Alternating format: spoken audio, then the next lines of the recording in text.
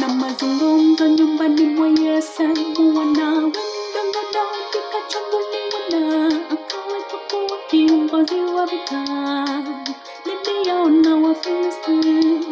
Ila ndugu zake kamya hawakumwamini, wakaanza kumkejeli na kumdharau. Hawakujua kwamba ndiye atawaokoa toka mikononi mwa Wafilisti. Kuna mazungumzo nyumbani mwa Yese, wanawe mdanganya kikachaguliwa na akawekwa kuwa kiongozi wa vita dhidi yao na Wafilisti. Ila ndugu zake kamya hawakumwamini, wakaanza kumkejeli na kumdharau.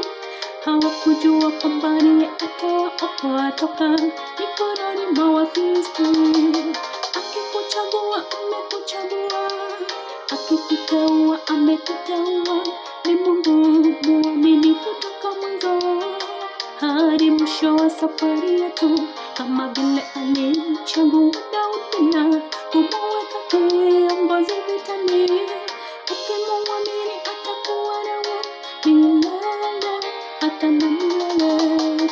Akikuchagua amekuchagua, akikuteua amekuteua. Ni Mungu mwaminifu toka mwanzo hadi mwisho wa safari yetu, kama vile alimchagua Daudi na kumweka kiongozi vitani.